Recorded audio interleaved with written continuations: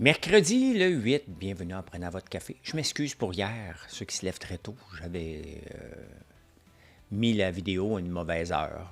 Donc, je la mets à 5 heures du matin au lieu de 4 heures du matin. Je m'excuse, je m'excuse. On va parler de On va parler de l'électrification des transports. Il y en a beaucoup de nouvelles, que ce soit les constructions, que ce soit les autos électriques. 34 des Québécois coupent dans le papier de toilette ou il y en avait fait des provisions peut-être. Le 8 mai 1984, vous allez aimer ça. Je vous le dis. Non, non, non, vous allez voir. Apple, finalement, va être dans l'intelligence artificielle puis dans les autos. Il y a deux nouvelles aujourd'hui intéressantes. Il y a des entreprises qui font faillite. Et ça existe-tu, mesdames et messieurs?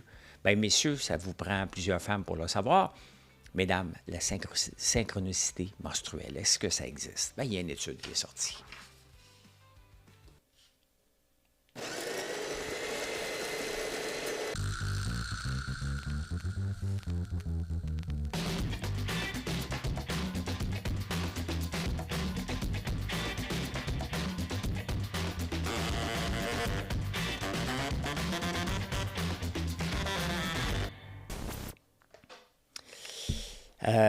Je vous ai parlé de Ford à Bécancour il y a quelques jours. Et là, il y a encore des nouvelles. Ford est avec, il voulait bâtir une usine de cathode à coups de milliards. Je ne sais pas combien le gouvernement a mis là-dedans, avec deux partenaires coréens. Et c'est arrêté. C'est au ralenti, mais c'est arrêté. Et d'après moi, ça ne lèvera pas de terre parce qu'ils ils perdent trop d'argent. Tout le monde perd trop d'argent en ce moment à faire des batteries. Et le marché en veut pas. On va parler quand même un peu de l'électrification des transports parce que les chiffres sont sortis autant en Chine qu'ici. Oui, l'électrification des transports va être là. Oui, c'est vrai. Il n'y a pas de doute qu'on s'en va vers ça ou autre chose, mais on va se départir à un moment donné de l'auto à essence. Du char. Mais excusez-moi, je ne l'ai pas dit comme il faut. L'auto, c'est comme noble. Hein? Non, c'est un char. C'est un char. Un char à gaz. Tu sais, on va se débarrasser de ça à un moment donné. Il y a quelque chose qui me fatigue, là. Lamborghini a sorti un camion. Puis je veux vendre mon auto Lamborghini, puis je ne m'en sers plus. Et ils ont sorti un camion, un Urus SE. 60 km d'autonomie électrique. C'est assez de me promener en ville. Un hybride. Et le marché s'en va de plus en plus vers les hybrides. Donc, la transition, est-ce qu'on est allé trop vite? Regardons le marché des ordinateurs dans les années 80. Regardez le nombre de fabricants qu'il y avait dans ce temps-là, puis dans la poussée, et regardez le nombre de fabricants d'ordinateurs qu'il y a aujourd'hui. Apple avait fait faillite, je pense, c'était en 1984. Donc, on peut voir, hein, on est allé trop vite dans ce temps-là, comme on fait trop vite aujourd'hui avec l'électrification des transports. C'est pour ça que tout le monde pète, surtout ceux qui le fabriquent. D'ailleurs, ceux qui fabriquent font souvent pas beaucoup d'argent. À la base, là, c'est pas eux autres qui vont faire de l'argent, c'est ceux qui vont leur donner une valeur ajoutée parce que ça va devenir une commodité, les batteries. Tout simplement. Un peu comme les puces et l'intelligence artificielle vont finir par devenir une commodité, ce qui n'est pas le cas en ce moment. NVIDIA en profite, mais il y a d'autres joueurs qui s'en viennent, on va en parler tantôt aussi. Donc, les ordinateurs, les consoles de jeux, VHS bêta, on peut le voir dans le passé que ça a toujours fait, à un moment donné, il y a plusieurs joueurs, puis à un moment donné, il y a un standard qui s'établit. Et puis en ce moment, bien, il y a trop de joueurs qui veulent faire des batteries. Le marché n'est pas là parce que le marché ne monte pas dans les autos électriques. Donc voilà ce qui se passe. Et le gouvernement a embarqué avec notre argent pour jouer au gambler puis faire du venture capital. Oui, je suis pour le côté entrepreneurial de nos ministres, même de Fitzgibbon. Mais il y a une limite entre être entrepreneurial et être gambler. Hein? Entrepreneur versus gambler. Hein?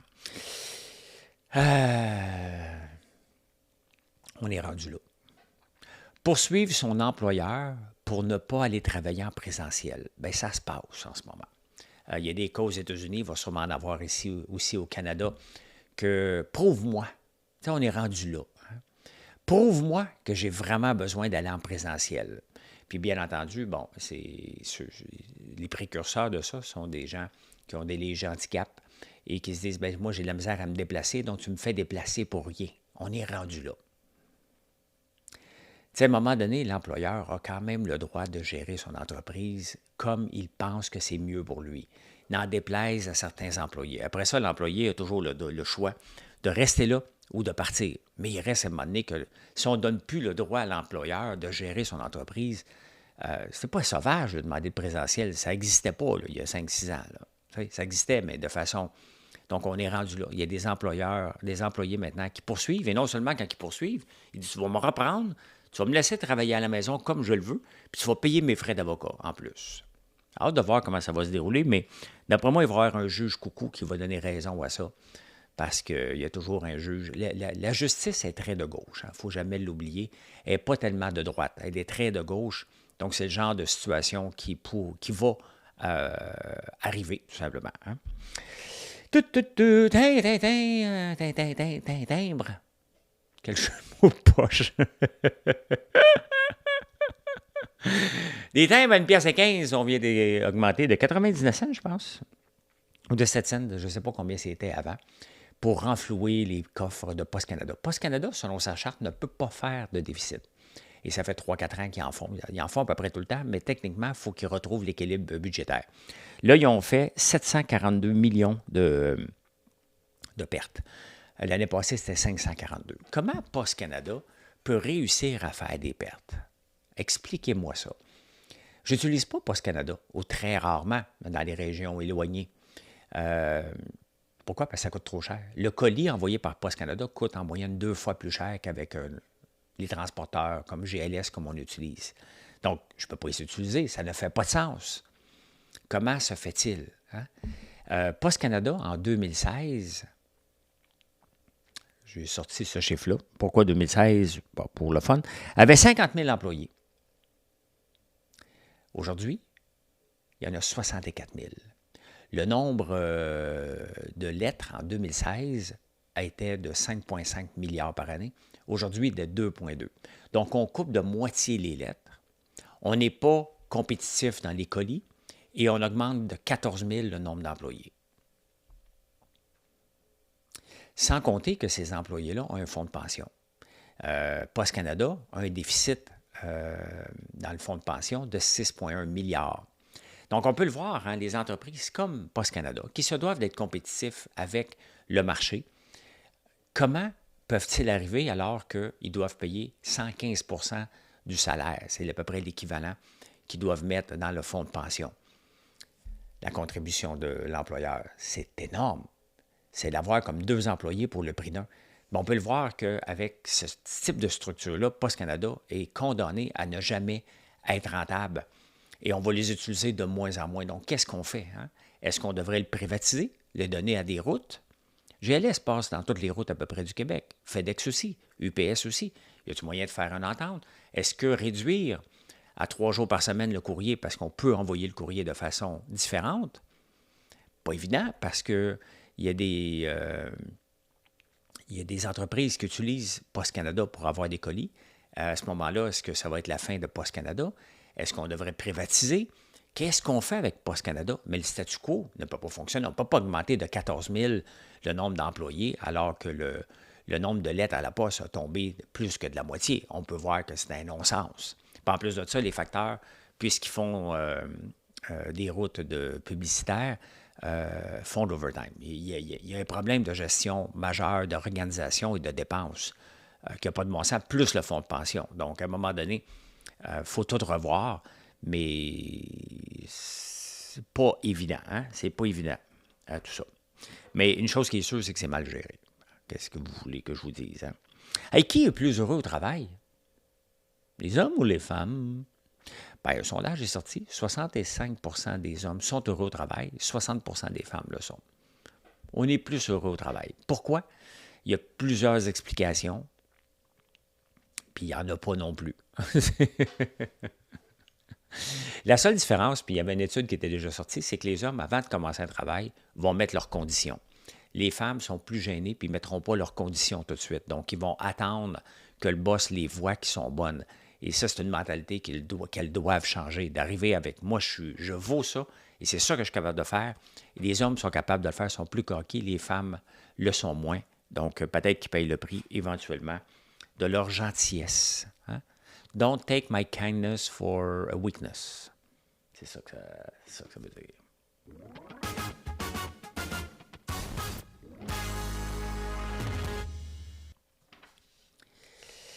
l'identité numérique, on devait avoir une application, nous autres, au Québec. Riez pas, là. Riez pas ce que je vais vous raconter. Géré par Éric Kerr, avec la reconnaissance faciale puis la biométrie pour avoir accès à nos données d'assurance maladie, de notre permis de conduire.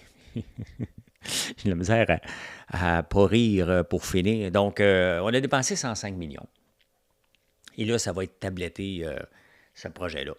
La raison d'Éric Kerr, c'est qu'il manque une pénurie de main-d'œuvre. Donc, il manque de codeurs. Il y a 19 000 nouveaux employés depuis 5 ans au gouvernement. Qui qu'on embauche? Il n'y a pas de pénurie de main-d'œuvre, là. Il y en a du staff. Il y a une pénurie de bons projets puis un paquet de projets qui n'a pas de sens, là. Il n'y a pas de pénurie de main-d'œuvre au gouvernement. Arrête, là. Il y a une mauvaise allocation des ressources. Il faut arrêter, là. Il faut arrêter. De toute façon, sincèrement, est-ce qu'on veut vraiment le gouvernement qui nous fasse une application? Ça ne marchera pas, là. Est-ce qu'on veut qu'Éric Kerr gère un autre projet? Ça ne marchera pas. Voyons. Tu sais, ça commence à en faire. Quand je fais la lecture des nouvelles comme ça, on se rend compte, puis depuis que je fais les débatteurs, que du gaspillage, là, à coups de millions, on en découvre à tous les jours. Pas des petites affaires pas des affaires de peanuts, là.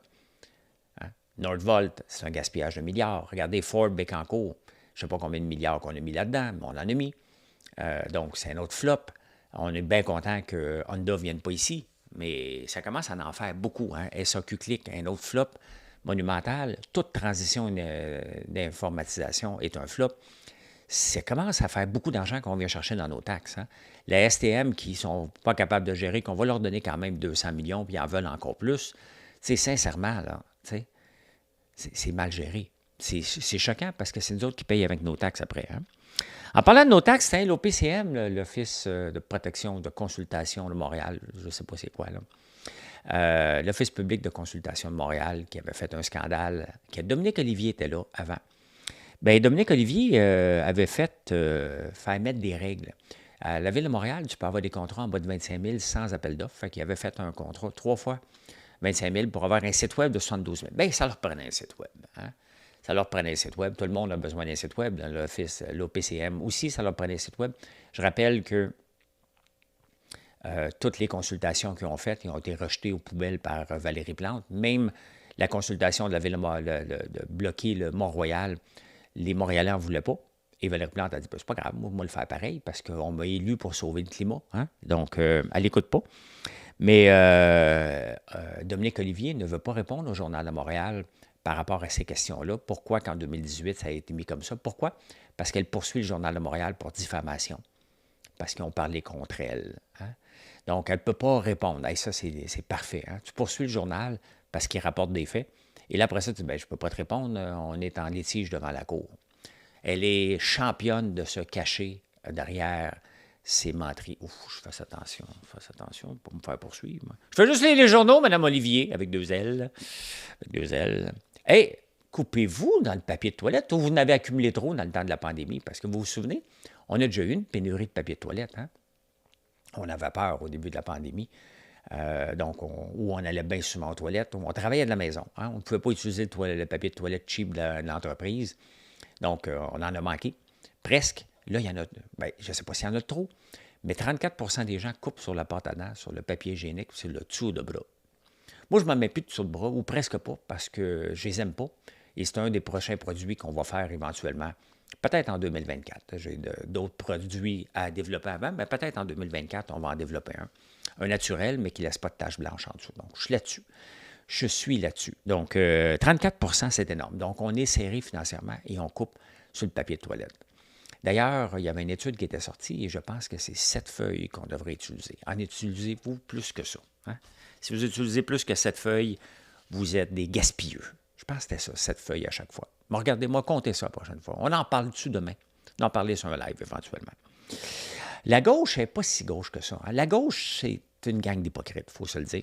Gabriel Nadeau-Dubois qui fait un putsch pour devenir le seul, hein? Comme des bons capitalistes. Guillaume Clich-Rivard, il y avait un article dans le Journal de Montréal samedi comme quoi qu'il gardait son bureau d'avocat et ils sont revenus dans le Journal de Montréal, ils en reparlent encore. Guillaume Clich-Rivard, qui a son bureau, il y a six avocats spécialisés en immigration. Il est le porte-parole de Québec solidaire en immigration. Quand tu googles avocat en immigration, il tombe le premier ou dans les premiers. Donc, est-ce que c'est la gauche là, qui défend les plus démunis? Il se présente en politique en gardant puis il devient porte-parole. Il a demandé plusieurs fois au bureau d'éthique, est-ce que je suis correct, je suis correct, je suis correct? Mais à chaque fois qu'il facture, puis sincèrement, quand tu le vois à la télévision, il y a une visibilité énorme, bien, tu googles, tu es un immigrant, tu dis, oh, palais, je vais l'utiliser. Il ne faut pas oublier que nous autres ici, là, dans mon temps, quand je me cherchais un job en finissant l'école en 89, mon père m'avait dit, appelle ton député. J'avais ri de lui, là, je ne trouvais pas de job, il y avait du chômage. Donc, il y avait moins de jobs qu'aujourd'hui. Appelle ton député. Fait que dans certains pays, appeler le député, moi, quand j'étais allé au Bénin, là, qui m'a accueilli? La femme du président. Donc, pour les gens de l'extérieur, les gens qui ont besoin de conseils au point de vue immigration, appeler un bureau de député, ça fait big en tabarnouche. Je serais bien curieux de voir si il dit qu'il n'y a pas eu d'avantage, comment est l'augmentation de son chiffre d'affaires depuis qu'il n'est pas de parole. S'il veut de la transparence, puis il y a de la vraie gauche, puis on est d'égaux, puis il n'y a pas de problème, hein, qu'il monte ses chiffres. Je sais que c'est privé, mais à un moment donné, si tu dis que tu n'as pas eu d'avantage, monte tes chiffres avant et après. On verra après. Mais non, la gauche ne fait pas ça. Demande aux autres, imaginez-vous que ce serait un député caquiste qui ferait ça. Imaginez-vous comment Québec solidaire en pourrait plus, ne se pourrait plus. Hein? Je dis souvent, j'essaie de corriger ça. Qu'est-ce que je vous dis, c'est pas évident. Pas évident. Mais je vais le faire un jour.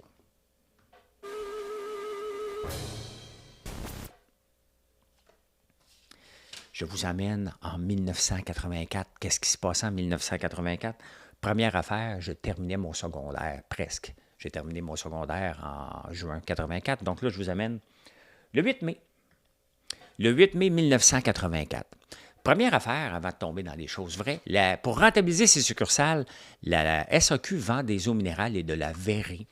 Ça a fait un scandale parce que je ne savais pas qu'il y avait un office général des eaux minérales qui commercialise l'eau minérale Saint-Justin. Il y avait un président, Dr Paul Dagenet-Pérusse, donc il avait crié, puis je le dénonce encore aujourd'hui. Des boissons sans alcool à SAQ, ça n'a pas sa place. Ça n'a pas sa place. Ou ça a sa place si on en fait des vrais magasins. Donc, complètement commerce de détail. Est-ce que d'ailleurs, on devrait regrouper maintenant la SQDC avec la SAQ? Bien, il y a plusieurs questions qui se posent. On n'aurait jamais dû créer un réseau indépendant. On aurait dû le mettre ensemble, mais c'est pas d'hier que la SAQ essaie de trouver des solutions, d'être plus rentable. Mais est-ce que c'est son rôle vraiment? Comme gouvernement. Pas de la SAQ, elle a le droit de se moderniser, mais puisque ça appartient au gouvernement, les règles ne sont pas pareilles. Hein? Mais ce qui est important, une hausse des taux de base est imminente au Canada. Ici, on attend la baisse des taux d'intérêt. Les marchés boursiers attendent la baisse des taux d'intérêt. Je vous rappelle que à cause du dollar canadien qui est descendu à 77,26, il est actuellement à 73 en ce moment, en 2024, donc 40 ans plus tard, là, ils pensent monter pour remonter le dollar canadien. Parce que là, on n'en parle plus, on parle du taux d'inflation, mais avant, on voulait remonter le dollar canadien. Donc, le taux préférentiel se situe à 11,5 %. Ça se peut qu'il monte à 12 hein? Avec notre petit 5 % aujourd'hui, là, quand je vous dis que historiquement, 5 % c'est des peanuts. C'est juste qu'on s'est fait un budget avec quand les taux d'intérêt est à 1 ou 2 % là, mais 5 % historiquement, c'est petit, c'est très petit. Et il ne faut pas capoter avec ce qui se passe. Les gens vivaient quand même en 1984 avec du 12 %. C'est sûr que c'était l'enfer, mais il y avait moins de dettes à la consommation. Hein? Il y avait moins de skidoo, puis de sidou, puis de gadgets, puis de chalets.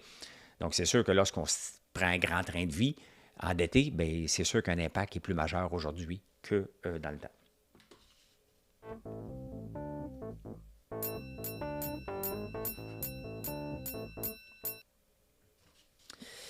Intéressant. Rivian, cette nuit, ça a sorti que Apple voulait peut-être investir dans Rivian, les camions. Et ça, c'est rassurant parce qu'ils font des beaux camions. Et peut-être un jour, je pourrais intéresser, mais ça ne me tente pas d'acheter une auto comme Fisker qui va disparaître. La journée que je vais acheter une auto électrique ou hybride, c'est parce que ça va être une entreprise qui va être là encore dans 5 ans. Hein. Je viens de dire « ben, on va le corriger. Rivian, ben, regardons ce que ça donne au point de vue boursier. Ben, Rivian qui monte de 8 ben oui, c'est sûr, un deal avec Apple. Pendant ce temps-là, Apple, qu'est-ce qu'il fait? Il monte de 1 Mais Apple, il y a deux affaires. Il devrait monter un petit peu plus. Pourquoi? Parce qu'Apple, bon, peut-être, ils ont délaissé l'auto électrique.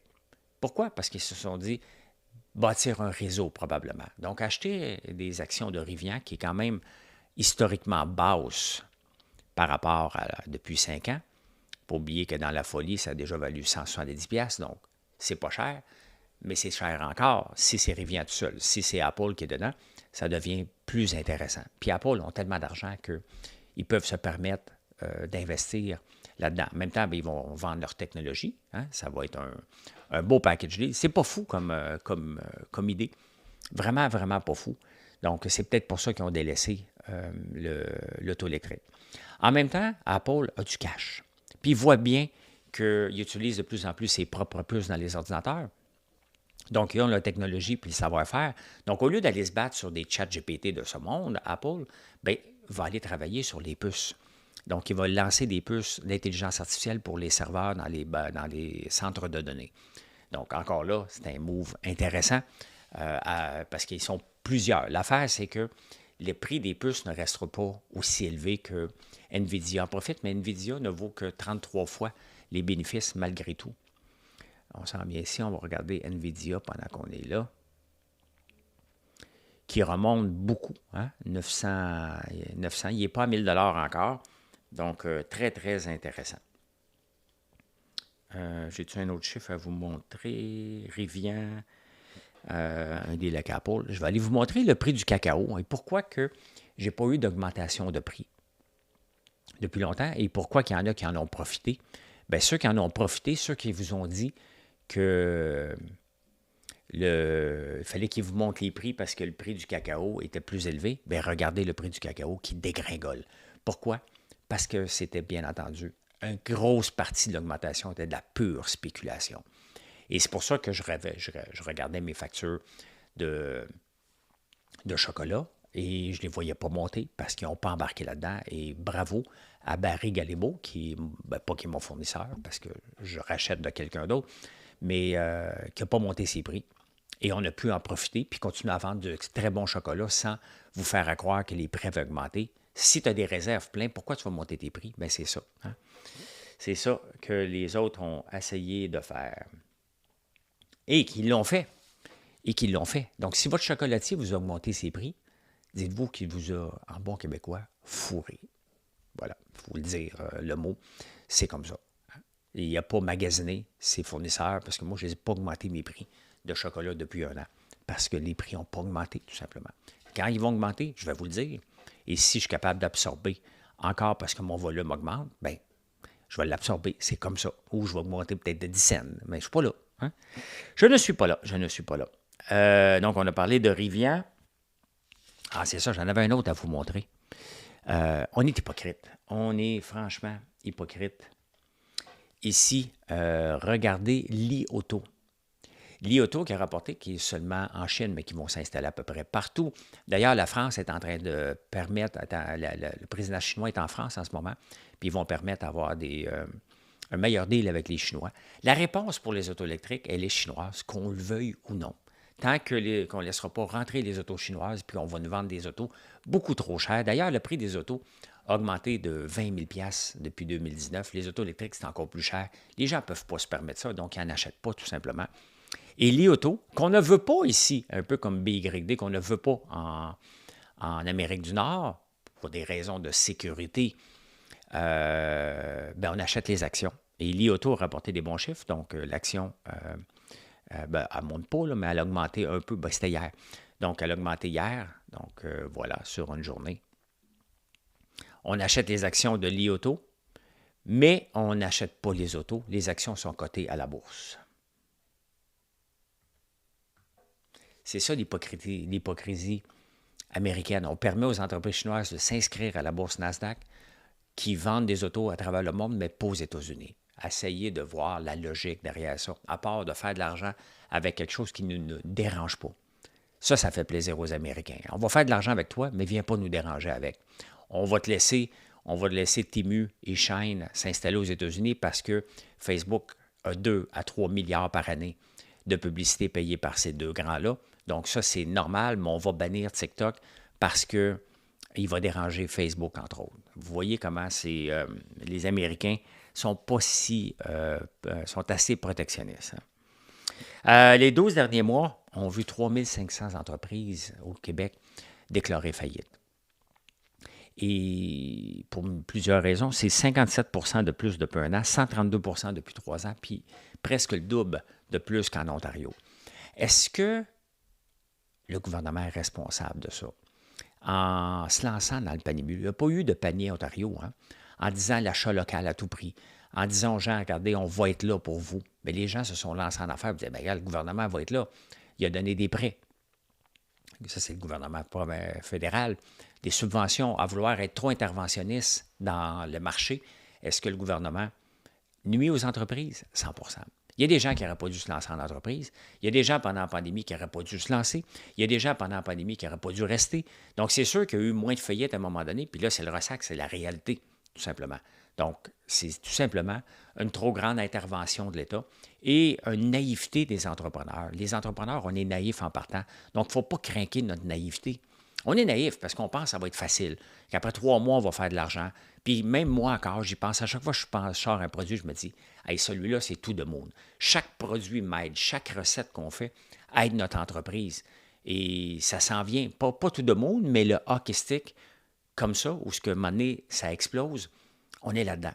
On est là-dedans. Maintenant, on va le maintenir, on va voir jusqu'à quel point ça va monter, mais je le sens, mais je ne le sens pas juste, je le vois sur mes visites du site, je le vois sur mes ventes.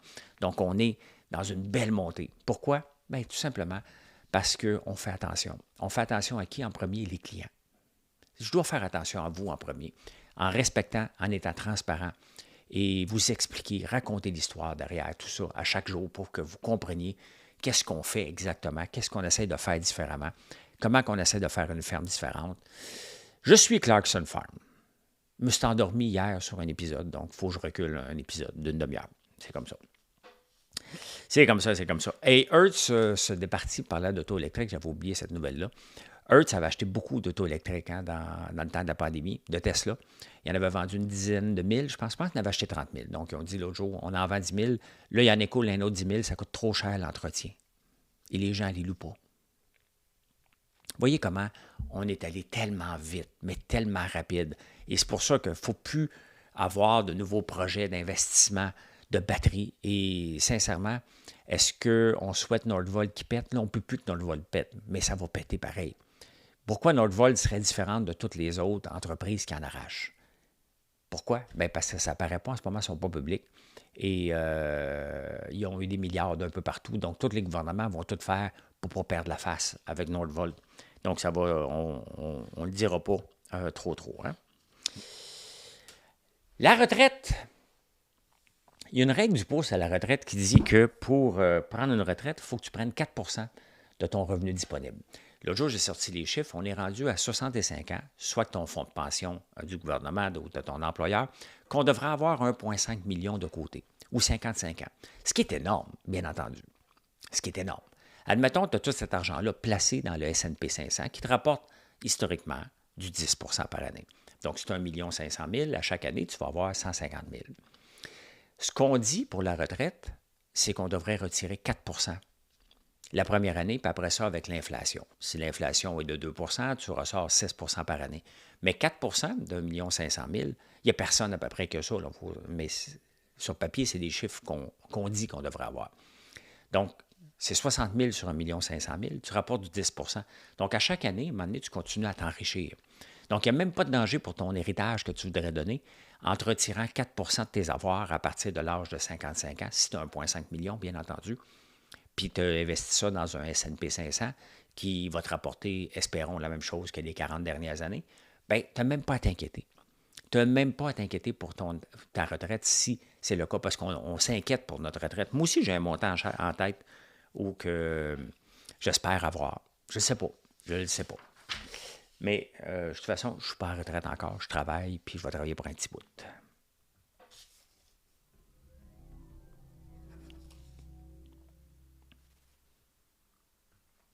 Bon, mesdames et messieurs, est-ce que vous croyez à la synchronicité menstruelle? On parle souvent de ça, des gens qui travaillent ensemble, des gens qui sont proches des filles, des gens, on va appeler les mots et mots, là, tu sais. Les femmes qui travaillent ensemble ou qui partagent le même mari, oui, ça existe. On a la synchronicité menstruelle. Ça date d'une étude de 1971 sur 135 femmes et qui était un pur radon. Donc, d'autres études sont sorties et ça n'existe pas parce que les cycles menstruels ne sont pas tout le temps exactement à 28 jours. Puis à un moment donné, ça peut que ça se regroupe. Puis à un moment donné, les femmes disent « Pourquoi tu pleures? »« Je pleure pas! » Je dis « Ah, OK, moi aussi. » Sans blague, c'est pas drôle. C'est pas drôle. J'ai déjà eu une conjointe où ses cycles menstruels étaient épouvantables. Je passais dans le même mois de l'homme le plus parfait au monde, c'est pas Marilyn en passant, et de l'homme le plus parfait au monde au pire tarlat qui avait marché sur la Terre. Donc, c'est pas drôle. C'est pas drôle du tout, du tout. Hey, conduisez-vous un char, vous autres, à manuel? Hein? Ben écoute, ils sont en voie d'extinction. D'ici 5 ans, là, d'après moi, il n'y en aura plus. Je ne comprends même pas qu'ils en vendent encore. Hein? Mais Volvo, Mercedes, Jaguar et Lexus n'en font plus. Fait que si tu cherches une Jaguar manuelle, ça va être une vieille Jaguar. Ils n'en font plus. Je ne comprends même pas. Moi, je veux avoir un auto. Moi, je veux avoir un char, pas de volant. Donc, mettez-moi pas un bras de vitesse en plus. Ça fait bien trop d'affaires à s'occuper. Là. Je veux juste embarquer dans un char, puis aller au chalet avec mon char. Je vous parle souvent, puis c'est pas seulement à moi, les études l'ont prouvé que l'ail noir est bon pour faire baisser la haute pression. Mais il y a un autre légume qui est excellent, c'est la betterave, le jus de betterave. Pas la betterave bouillie parce qu'elle perd ses propriétés, mais lorsqu'on prend des pilules de pression, ça fait baisser notre pression de 8 à 4, je ne sais pas, Hg, je ne sais pas comment, hectogrammes. Là. Donc, le jus de betterave aussi pressé à froid. Au rôti va faire baisser aussi la pression. Donc, c'est intéressant de voir qu'on peut se guérir en mangeant mieux, en faisant des choix. Donc, l'ail noir en fait partie, mais le jus de betterave aussi, que je faisais beaucoup régulièrement. Mais là, mon comptoir a un air fryer, fait que j'ai pris la machine pour presser le jus à froid dans les... je l'ai serré dans le tiroir. Pourquoi je parle souvent de haute pression? Bien, parce qu'on en fait toute en famille chez nous, puis je suis le seul qui n'en fait pas. Donc, c'est sûr que je fais attention et je surveille ça pour ne pas en faire. Ça ne me tente pas de prendre des pilules. Je veux retarder l'arrivée des pilules dans ma vie le plus tard possible. Et si je peux bien manger et faire attention en même temps, ben voilà. Hein? Après l'ail noir, le jus de betterave, voilà. Et je peux dire ceci. Mission accomplished. Merci d'être là tous les jours, ou presque tous les jours. Vous venez faire un tour une fois de temps en temps. Si vous êtes encore là, vous n'êtes pas abonné, merci de le faire et je vous souhaite une excellente journée. Venez faire un tour sur françoislambert.one, O-N-E. Bye, bonne journée.